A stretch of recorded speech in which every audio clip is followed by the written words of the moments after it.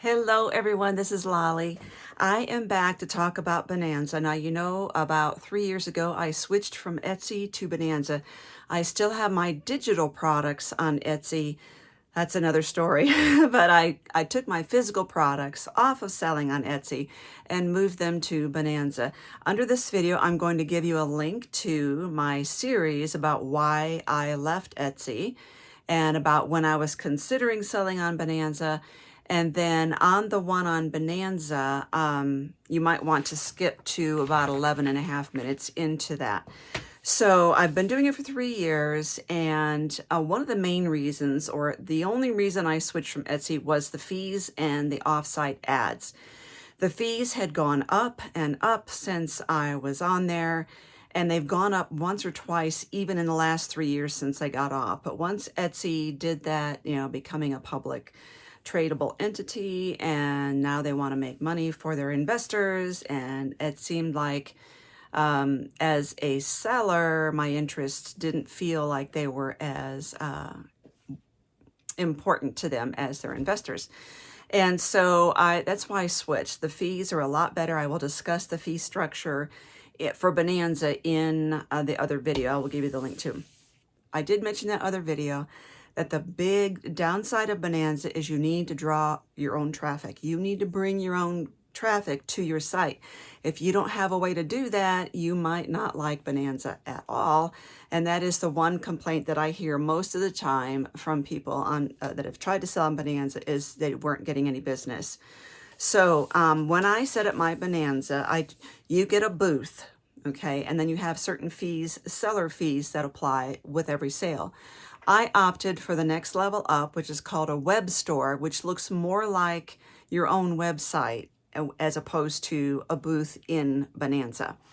And the web store is $25 a month, but then you don't have seller fees for each individual item you sell. So depending on your volume, it could be a positive thing. But that's important that you know I had a web store, because it's going to come up again. So what I've learned in the 3 years I've been doing this. So first, if you sell out of an item, it's more difficult to restock it than it is on Etsy. On Etsy, I could go through my list of items and just go down to the one that was deactivated or out of stock and just renew that one. Whereas on Bonanza, you have to find the last time it was sold. You have to go through all of your sales records, find the time that you sold that last item, and then say relist items, and then it pulls all of those up as a new item that needs to be edited and listed in your shop. So it's kind of bulky. If you had 5 items sold in that particular sale transaction, it's going to bring all 5 of them to the forefront, and you only edit the one that you want to restock. But anyway, the other problem for me is I do YouTube videos, and so I put a supply list under every one of my videos. Remember that, I do supply lists. And so if I have something in my shop and I put the link, the URL to that item in my shop under a video, but I sell out and then I restock it later, it's not going to be the same URL. It would on Etsy, the URL would be the same. And so now I can't go back through 100 videos and find every time I use that item and edit it and put the new URL in there. I'm just not going to do it. So many times people will reach out and say, hey, are you going to restock this? I'm like, oh, yep, I have it. It's just a different URL now. So that to me is tedious. I did reach out to Bonanza support and they're like, nah, it's going to be a new URL. We're not going to change that. The second thing is that I do have some digital downloads on Bonanza. However, many times they don't work. People get an error code when they go to download. I have called or contacted customer support and they always say, it works on our end. That's the patent reply. It works on our end.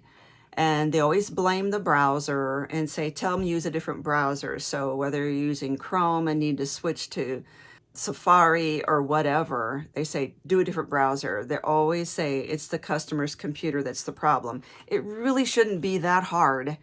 You know, it shouldn't be that sensitive to do a download. And so the other thing is I'm only allowed to have 10 digital downloads on my shop if I want more, I have to pay $25 a month, an additional $25 a month than I'm already paying for the web store. So that's kind of a bummer. But when I did set up my shop, there must have been some kind of a deal, because I do have more than 10, but I have reached my limit and I can't put any more than that in there. The third thing that I am experiencing is that customers will see an item, click add it to cart, and go to checkout, and it'll say there's nothing in your cart. And it'll just go this round and round and round, a little circle of death, and they cannot get it to check out. And then they email me, and I have to say, I'm sorry, but I don't have control over this website. It's a Bonanza site. I sell on their site. I don't have any control over whether their website works or not. But this happens, about 1 out of every 3 customers is now telling me that this is an issue. Didn't used to be so bad. It was a rarity, and now it's constantly having this issue. And one of the issues when I do address and contact customer support is that they say, well, you can't sell the item. You have to the person has to leave it in their cart and not purchase it in order for me to reach out to customer support and have them look at the situation. Once a person buys it, they can't see what the situation, customer support can't see what the situation is anymore or what's wrong with it. And it's kind of hard to tell a customer, well, just leave it in your cart and don't actually buy it, because it might be my last item and they might lose the opportunity to get it in a timely fashion or get it at all. So again, it takes at least 3 days to hear back from customer support. By then the customer is pretty unhappy that this isn't working. Sometimes I tell them switch gadgets, switch devices. If you're on a phone, switch to your computer or vice versa, and it doesn't help.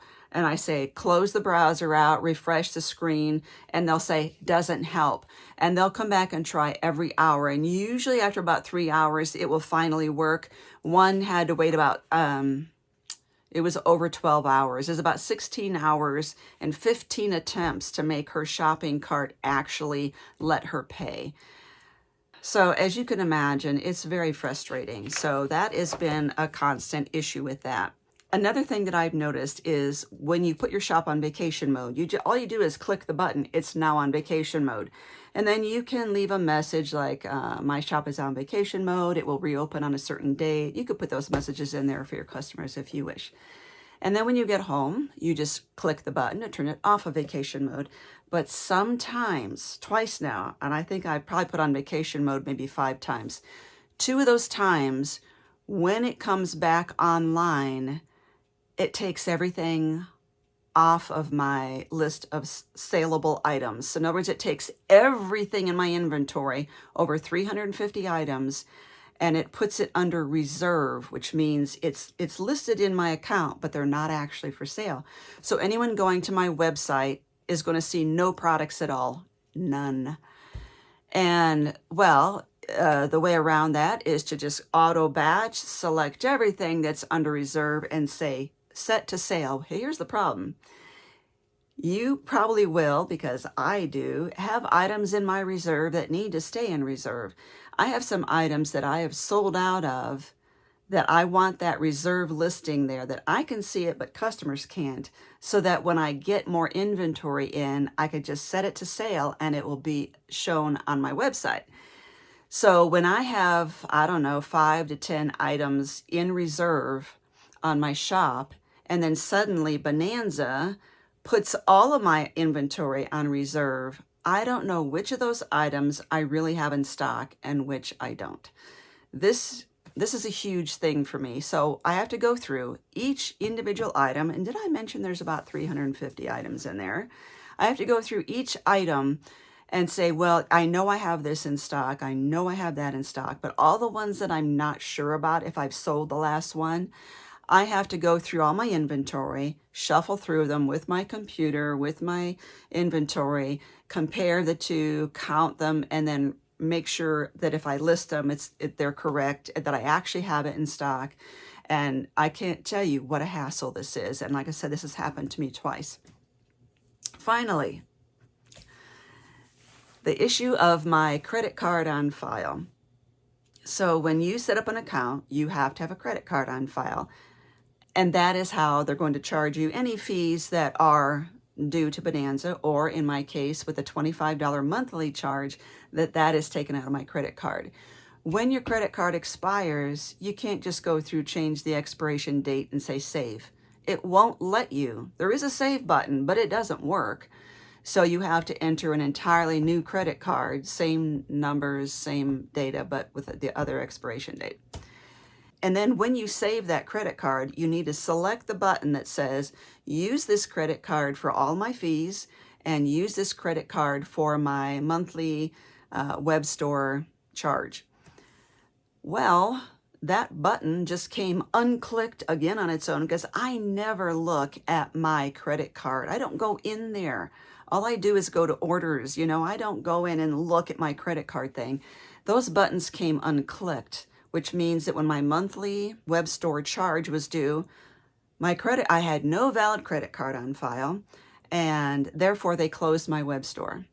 So I still have my Bonanza booth, which is the really kind of cheesy looking, you know, site that is on Bonanza itself instead of my own individual URL that looks a little more professional.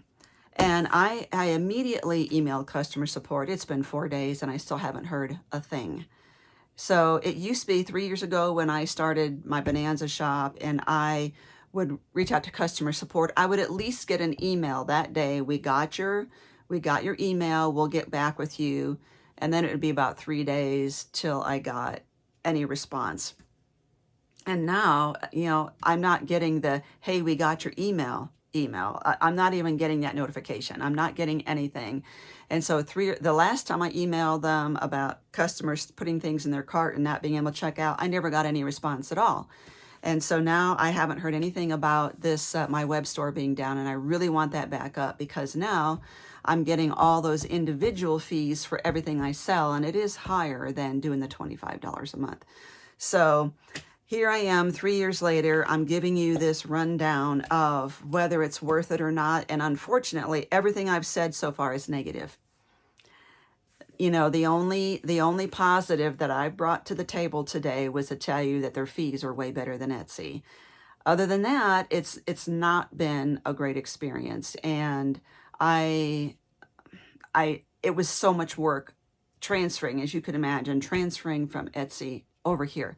I really don't have the time or the energy to do this again and go to another platform. So in your comments, if you're going to say, oh, but you need to try this platform, I'm telling you, I really don't have the time or energy to do this. It's really not an option for me. I would just as soon sell all of this off and close my shop as opposed to doing that, going somewhere else at this point in my life. So have you any experience with Bonanza, you know, or Etsy or Zibbit or anything? Leave them your comments down below. Be respectful at all times. You know, I know this is kind of a negative video, and I'm sorry, but I feel like I can't go out there and say, hey, I switched to Bonanza, it's working pretty good, if I can't even recommend it. So if you are someone who's willing to deal with the hassle and all the technological issues, and you're willing to drive your own traffic to your website, and in order to save those fees, then go for it. Go for Bonanza. Etsy they have priced themselves out, and it's just too difficult. I found that when they raised all those prices, the fees on Etsy, and that they forced offsite ads on me through Etsy, that it was not worth my time. You know, what are you making, $6 an hour or something trying to sell on Etsy? It's a killer at that point. And they won't let us. If they would let me opt out of offsite ads, I probably would go back to Etsy, even though their fees are pretty high.